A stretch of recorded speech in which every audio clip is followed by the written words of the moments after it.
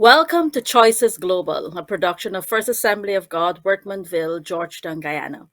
In this week's episode, the panelists will be discussing tourism, how community led efforts can bolster a better service or hospitality experience for our own citizens and visiting friends. We have on our panel today, again visiting with us, Dr. Wilbert Lee, MSM, retired colonel of the Guyana Defense Force, and who currently serves as an assistant pastor at First Assembly of God Church, Wortmanville.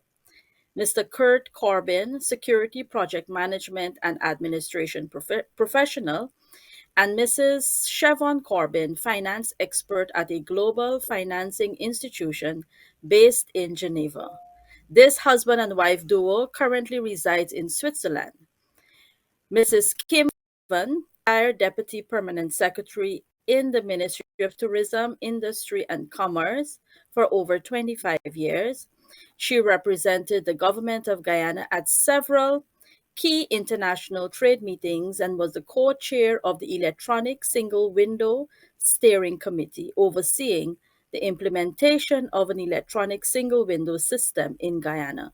And Ms. Aisha Williams, a natural resources management and biodiversity conservation professional working for more than 2 decades in this field. Aisha is currently the country manager in WWF Guyana's office, stationed here in Guyana. She holds a master's degree in conservation and tourism. Welcome, everyone. Kim, I will start with you. Can you talk to us about the tourism hospitality sector in Guyana as we commence this discussion? Oh, thank you, Felicia. I will get straight into it. The tourism industry has, over the years, become one of the most important economic sectors in Guyana and is seen as an avenue through which sustainable development can be achieved. There have been widespread reports in the media that tourism alone contributed Guyana dollars 24 billion to our economy in 2021. This in spite of the COVID-19 pandemic. But what really is hospitality? Simply put, hospitality is the generous and friendly treatment of visitors and guests, or what we do as hosts to make tourists feel welcome in our country. Generally, the tourism industry is comprised of about 11 sectors. Accommodation, I'll start with the main ones. Accommodation, food and beverage, travel and transportation, tourism. Yes, tourism is a part of the hospitality industry. Meetings and events, attractions, technology, cruises, and such. Tourism and hospitality go hand in hand. Whether tourists come to Guyana for business or leisure, all require certain basic services, which will have to be provided by persons working in the sectors mentioned above. That is, the hotel workers, taxi drivers, Correct. waiters, Mm-hmm. tour guides, and so on. Now, community led efforts to strengthen our hospitality industry would serve to ensure that all the workers mentioned above benefit from the development and rollout of programs that will equip them to be the best hosts to our own citizens and all visitors to Guyana. Why should we strengthen the hospitality industry? Poor or inconsistent hospitality would result in bad reviews about our country. We live in the information age. Everyone has access to the internet. So, customer reviews on travel advisory sites like TripAdvisor, Expedia, and Booked.com play a huge role in helping persons to decide whether or not they will travel to Guyana. Strengthening our hospitality industry can go a far way in increasing tourism's contribution to overall national development. Once excellent hospitality is experienced, Guyana will be highly recommended as the place to visit, leading to an increase in tourist arrivals. More tourists translate to growth in the tourism industry, more infrastructural developments, and at the end of the day, more an increased contribution to our GDP. More resources will be available for us to leverage the development of our unique tourism product. So I'd like to Uh-huh. start with that. Thank you very Thank you, much. Kim. Thank you. Um, Kurt, you have been in Guyana. You've lived there for a while now. Okay, now you're in the diaspora, but talk to us about your experiences of what we already have in Guyana that we can offer to our visiting friends. Oh, thank you, Celicia. We have generosity. I heard Kim mention generosity as part of hospitality sector, and of course it Mhm. dovetails nicely with tourism. So we have the generosity part down pat. We are a warm people. We are a joyful people. We are generous. We very helpful. I heard a story one time where someone was lost and the Guyanese, they left what they were doing and they escorted that tourist to where they had to go. So we have that. But I would like to expound a little bit. As you said, I've been around the world a few times and I've seen things, especially in Europe. Um, Mhm. what we have, we can do more with. That is how I would like to term it. What we have, we can do more with. Um, I've been around to a few countries here in Europe, and the things that they offer for as a tourist attraction, we have much more than that in Guyana. But we need to understand Mhm. that what we have and how to sell it, how to provide this service, and how we can welcome overseas visitors and our own, because I know there are persons who living in one county, as you know, we three counties as Kribadamnara and Borabis, but some persons have never left their county. So this is another aspect that we can look at. We can look at domestic tourism, domestic hospitality. It starts at home. Charity starts at home. So what I would like to leave at the beginning is that what we have, we can offer more of. We have the Stabrook Market. That can be a tourist attraction. We have the City Hall. Mhm. That is an ancient building. That Mhm. can be a tourist attraction. We Mhm. take these things for granted as citizens, and we wouldn't pay 2 cents to go and see that. But international persons from another country, they've never seen a market like Stabrook Market. If we can only Correct. harness that, if we can only understand how to sell it, oh, we can go places, Alicia. We can go places. I'll stop there for now. Thank you, Kurt. And bridging exactly what Kim said and what Kurt is talking about, how we can also develop those areas that we already have. Aisha, as a conservation professional, and while we're not talking about sustainable tourism and this program, how would you see what are the benefits of having a better hospitality industry in our country, and describe some of our tourism attractions that can create jobs for Guyanese? Sure. Tourism and hospitality is very important for many countries. And for some countries, it's like the bedrock of the economy of that country. For Guyana, it's not the Correct, correct. same. However, however, I believe that we are in a good position. We have what it takes. We have the basis for tourism. We have the people. We have the culture. We heard Kurt said it. We heard Kim said it also. So, the Mhm. benefits are for national economy, but also local economy. So in within communities, for families, for enterprises that can provide a service. And you heard the different services and different offers that are linked to hospitality and tourism.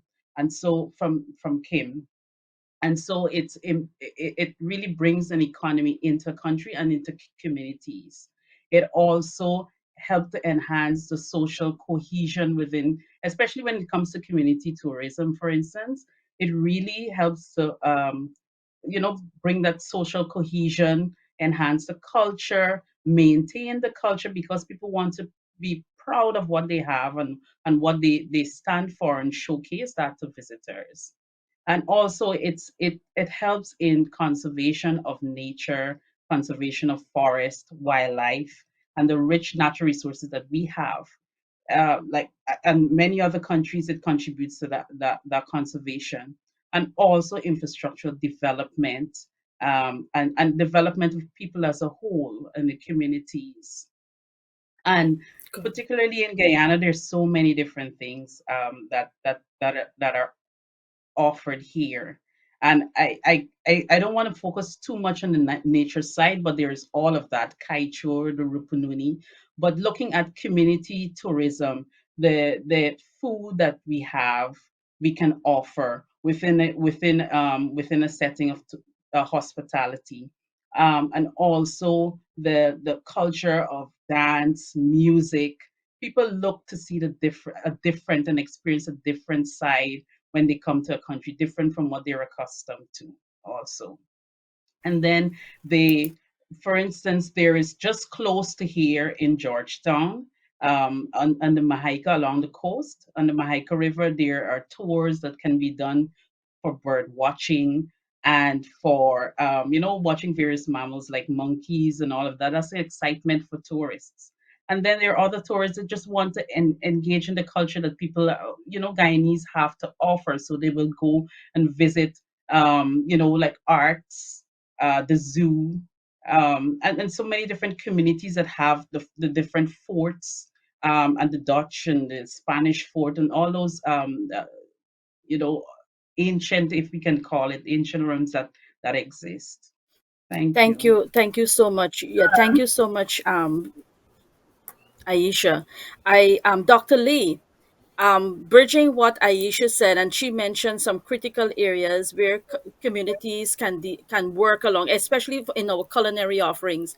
I know a few, maybe last year during the pandemic, National Geographic produced a series of Gordon Ramsay when he visited our interior location, and he was in Stabroek Market eating eating pepper pot, and he sat at one of these stations and he was eating pepper pot with this guy chef Devin, who has his own cafe, I think, along Sheriff Street.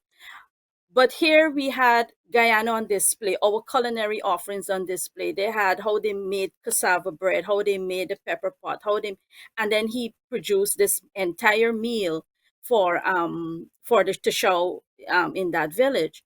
But those are some of the areas, and even more. But we're thinking about grassroots, and we're coming into more community-led efforts.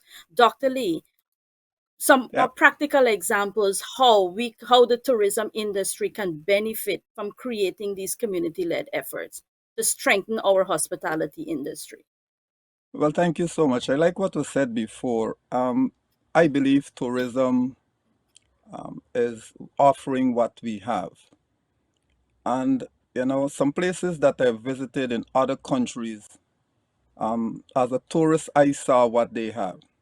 And the point I want to make is that our tourism industry, I think for 2 years, we have been deemed the ecotourism destination of the world.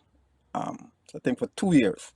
And I think it has to do with the fact that we have come a long way in offering what we have to the tourists. What do I mean by that? I mean, we shouldn't try to import what the tourist is accustomed to in his or her country and have it showcased here in Guyana. Rather, we should showcase what we have here. A quick example, I think there's the Rupununi Weavers Association. They produce some beautiful hammocks that if you have to go on the internet to order it, and I think it fetches about one hammock might be over 2,000 Canadian dollars if I remember correctly. And similarly, so when the tourist comes, the tourist must be exposed to what we have. So in some of the local communities, for example, in the Rupununi, rather than serving corned beef, we serve tasso, which is dried meat. Rather than serving Irish potatoes or English potatoes, we serve farine, which is made from our local cassava. So if we are able to continue to develop some of our local dishes, I'm sure it will go a long way because Kim mentioned the fact about how much revenue from tourism has given to our GDP. And so, if we are able to continue developing that in those local communities, it will bring both not only tourists, but at the same time, it will add revenue to the coffers of those society. So I want to encourage, and I'm excited by the fact that tourism continue to provide more and more to our national economy. I'm excited by the fact that we are seeing more and more tourists coming to Guyana because they want to experience and to enjoy what we term the splendor of El Dorado. So they don't have to stay in Europe and read about what Walter Rodney, Walter Raleigh wrote about, but instead they can come and see it, they can come and enjoy it, they can come and experience it, and decide whether what Raleigh said was true or not. Thank you, Dr. Lee. Chevon, your comments. I would want to build on top of what Dr. Lee has just said about tourism being a search for authenticity in the place that the tourist is coming to. And so we need to keep our food and keep our Creolese. And by the way, they love our Creolese when it's heard outside of Guyana. We don't know we have an accent. I should say that. Uh, where I work, every time there's a presentation to be made, they say, Chevron, you should present. We love your accent. So just putting that out there. But what do I want to say? When we spoke just now about celebrating our food, I remember going to Namibia for work, and I went to a marketplace where they grill the meat, the beef, and they cut it in small portions and they serve it in newspaper. Yes, newspaper. My mother must have been aghast when I sent her the picture, but it was the best grilled meat I had ate, and it was in a marketplace in Namibia. And so I want to say that tourism and hospitality, to my mind, we should reflect as a country, and the listeners that are viewing this program should acknowledge that the world is a global village. We are a combination of communities, whether you are in Georgetown or Geneva, where we sit, whether you are in Paris or Soweto in South Africa. We are a global village, and our tourism efforts can be bolstered in Guyana and other countries if we can simply do two things: appreciate what we have, and in the Guyana case, prepare for scale. When I say scale, prepare for large scale. Why do I say this? For example, the Eiffel Tower is visited by 7 million persons per year. And to pay $10 to go up to that Eiffel Tower, you can already calculate 10 by 7, it's 70 million US dollars in income from one site. The Victoria Falls on the border of Zambia and Zimbabwe, they pull in 1 million tourists per year visiting that site. And our Kaichor Falls, when I Googled, it just indicated about 6,000. So imagine 6,000 to 1 million. That's where I'm talking about scale. And so, Salisha, when you asked about hospitality and are we ready and how can it be community led, we need to be proud of what we have, and we need to be prepared to manage this in an eco-friendly manner. And this is why we have experts like Kim and Aisha in leadership positions in our country. But what I'd want to end with as we celebrate is to say that when we start to celebrate our own, we will inspire communities to respond in a certain way. Taxi drivers, the eateries where the people who work at our restaurants and so forth, they will begin to adapt because they will see the benefits, and they should be encouraged to be proud of what they have. And so today, as we continue the conversation, I want to celebrate one local person, one local landmark, and this is Eddie Grant, who is a proud Plaisance born, world renowned musician. And he has some ring bang pillars that sit not only in Georgetown, but also in the village Plaisance, which you know I'm from and I'm proud of. And this is where I want to celebrate today, because just the way that people travel to Soweto to see where Nelson Mandela was born and raised, I'm pretty sure that there are many visitors who would want to travel to Plaisance on the East Coast to see where Eddie Grant was born and raised. And this is where I want to leave the conversation as my panelists take on it. Thank you very much, Siobhan. And as we continue the discussion, we've said quite a bit, and we're looking at community-led efforts. And I'm glad you mentioned Eddie Grant. It was such a pleasant surprise coming into Chedi Jagan during the Christmas season, and seeing his face plastered on a huge wall, celebrating him and his music. And this is what, as Guyanese, we have to do it every step of the way. We have to celebrate our own. We have to celebrate our musicians. We have to celebrate our culinary offerings. We have to celebrate our communities. And this is how community-led efforts can be established, where each person take the responsibility to say, I will celebrate this person. I will. Our radio stations must play Eddie Grant's music, most of the time, not all of the time, but most of the time, because we have other countries coming and we have a fusion of music and all, and foods and all of those things happening. But let's begin to celebrate what we already have. Kim, talk to us about how policymakers can make a difference and create opportunities. Tell us what already exists and how we can strengthen these efforts. Okay. Thank you, Celicia.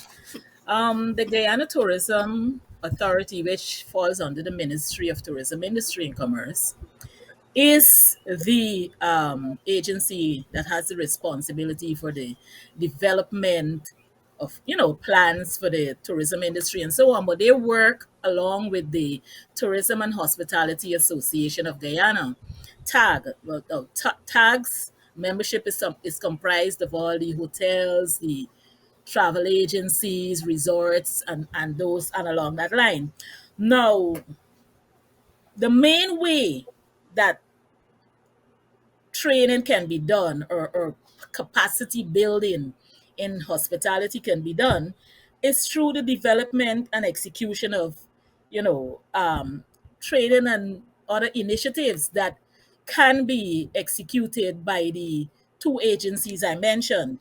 As we speak, and I know in their budget, the Guyana Tourism Authority has um, secured funding to roll out training programs for hygiene and sanitation protocols for hotels and all the different sectors in the hospitality industry. Plans are also on the way to develop a comprehensive training plan, including the production of multimedia curriculum and other comprehensive training materials for community members to deliver, to sensitize, you know, um, create awareness and provide technical training opportunities. That's from the GTA side. I'm sure we're all aware of the offer by Barbados when the leaders of our two countries met last November. The offer was made for Barbados to train 6,000 Guyanese in the hospitality industry. Now think about that. Barbados is known as a real player in the tourism industry. They're going to be providing training to our people. In addition to that, for some years now, there has been talk about the establishment, or the setting up of a Tourism and Hospitality Institute in Guyana, our own Tourism and Hospitality Institute. I was speaking with the director of tourism yesterday, and he said that the curriculum for that institute is currently being developed. So there are plans. While the institute itself may not come on stream maybe in another 2 or 3 years, the curriculum is already being developed. In the same way, our key policymakers are engaged in discussions with the Barbadian counterparts on how those 6,000 Guyanese will be trained, right? So there are plans. The GTA has done, or continues to do an amazing job when it comes to providing training for our for the hospitality sector. One of the things they also encourage is that persons be or businesses be licensed by the GTA. Once you're licensed by the GTA, and there are about 12 businesses that have taken advantage of that opportunity to get licensed. Once you're licensed by GTA, you automatically qualify for training, right? So a lot is indeed being done, and it's a collaborative effort between the private sector and the government side through, again, the tourism authority. Thank So, you. Thank you very much, Kim. Mhm. yeah. Thanks very much. Um, Aisha, your comments. Yes, thank you. Thank you. I wanted to make the point of, how important it is to have good leadership and deliberate planning and preparation for tourism, because just as Kim just explained, having trained persons in various fields to serve Right. the tourism and hospitality industry is very important, but also ensuring that infrastructure is in place, not only on the major roads driving like from the airport to wherever, a hotel or so, but also in within communities, ensure that it's good development, clean communities, systems and services are in place, and all those things. That's part of planning to make sure that a visitor arrives, they have the experience from the onset. They step into a community or step into a hotel or a restaurant. They are already they are welcome. They feel that there is a good product there. They feel the experience is welcoming and they want to come back. And especially because they want to share, they will want to share with others. That's what helps to build a tourism product. Good planning, good leadership, and ensuring that we are there and prepared to welcome visitors. That's important, or else it can be a negative impact on the tourism product of the country and of the community. If I may, Alicia, I like what Mhm. Aisha is saying. I think that's the direction that we need to go. So thank you for that, Aisha. I said at the beginning we have so much to offer, but Mhm. in my humble opinion, we're not packaging it enough. I know Kim said we're doing training and we're doing collaboration and so on, which is equally important. I also heard the Prime Minister of Barbados recently said they would like us to do twin tourism, where a person can book to Barbados, but or they can overnight in Guyana, or maybe they can spend a day in Guyana. A few weeks ago, a friend and I were discussing that Barbados offers sand and beach, and Guyana has mostly forest ecotourism. So you can come to Barbados and you can fly to Guyana, but the service must be right. What I want to talk about with follow up on what Aisha said about leadership, I would like to mention security, Aisha, which is important to me, as you heard. Yes. Was involved in security, so I have a little idea of what it is about. So when you talk about tourism, we talk about relaxation, we talk about pleasure, we talk about places of interest. We talk about so many things, transportation, infrastructure. But all of these things mean nothing without security and the service. But I would like to focus on security. You see, for persons to come to your country, they first must be comfortable. Okay, so that's where the leadership comes in again. As Aisha said, for someone to come, their foreign service will put a notice on their website. Don't visit this country, visit that country. There are also ratings on the various sites around the world, as Kim mentioned earlier. So for me, we need to take care of our security. You can't invite people to come to visit your nation, and we can't improve our GDP if when they come, they're not secure. And security does not mean equipment. Security does not translate into equipment. Security means how secure do I feel? How safe do I feel? It's about how I feel. What do I observe? What do I know? So security has nothing to do with equipment alone. It has to be how the person feels. So do I feel comfortable coming to your country? So this is where the all-encompassing factor comes in, Aisha. Leadership, security, infrastructure. I must be in my hotel room and I could book a restaurant. I could go eat nearby. I could sit down. I don't have to go physically before to find out whether there is space or not. This is where the part of the infrastructure comes in. So tourism, it has so much more. We have so much more to go. So far more to go. And we can't finish it in this recording. Solution. Kurt, thank you, Ayesha and Kim, for those comments. Um, Community-led effort starts with training and starts with us, as I said before, making deliberate efforts to celebrate our own. We have 5 minutes remaining. 1 minute each for a wrapping up. Dr. Lee, Well, I hope I can do justice to the 1 minute, but I want to thank please. each and every one of you on the panel for your contribution to the showcasing of our tourism industry and what we have to offer the nation. Um, between 20, well, from 2015 to 2019, apart from the pandemic, the 2 years we weren't able to go out. But what we have been doing, while I'm a part of a youth group, we have been going to the areas of Guyana that tourists, especially from North America and Europe, often want to see. I'm talking about the hinterland communities.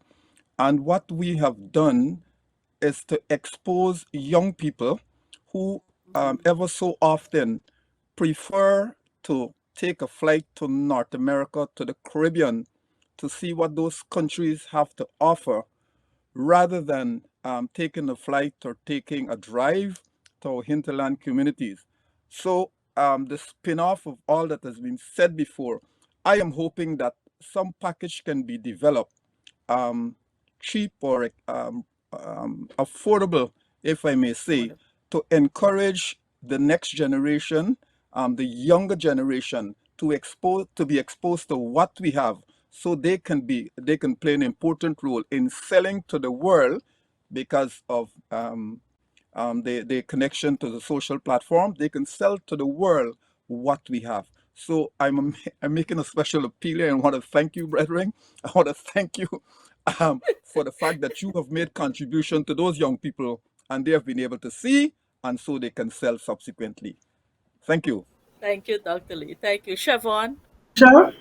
I would want to announce as my 1 minute that starting next year, there will be a 1 week world changing ecotourism trip led by Dr. Lee and his team of persons who have been trained already for several years.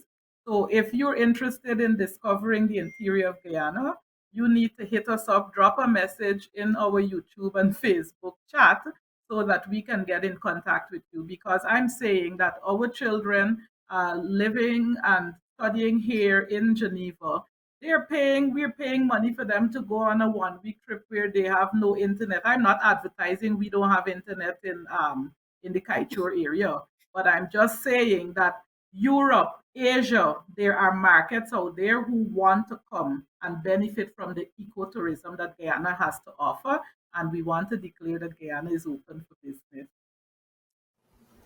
Thank you. Thank you, Siobhan. Kurt, your 1 minute wrap up. Only 1 minute. You had your minute Domestic, already. domestic, domestic tourism, Celicia.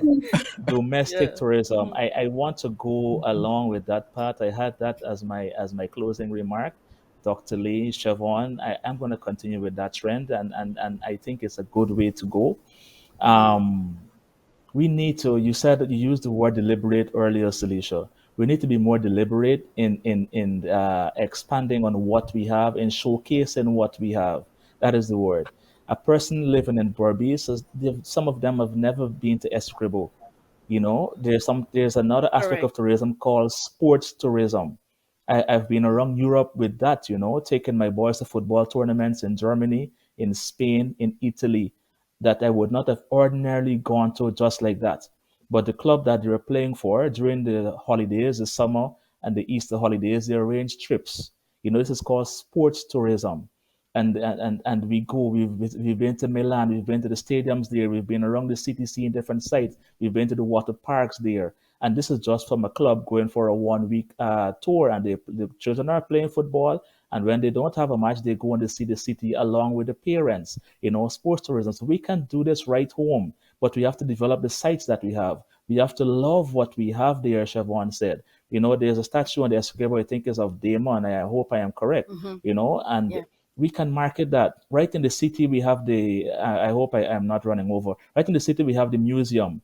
You can go to the museum. You should be able to go to the museum and see the interior, the real interior. How can we do this? By installing 3D. We can install 3D technology right in our own museum in Georgetown, and you can go and you can see the Pacaraimans Mountains right there, and you can have an interactive session. If we can only dream, Celicia, if we can only dream. Thank you. Thank you very much, panelists, for such an exciting time. I know our time has come to an end, and that's all we have for today. But to all our viewers, please remember to pay attention to your community. Let's develop what we have. Let's celebrate what we already have. Join us again on March 27th for our next program as we continue to explore the tourism sector in Guyana, looking closely at sustainable tourism. Thank you again for tuning in today and for all your comments. Remember to stay in touch with us on faogw.org. And I'm Celicia reminding you to be kind to each other. This is Choices Global. See you soon.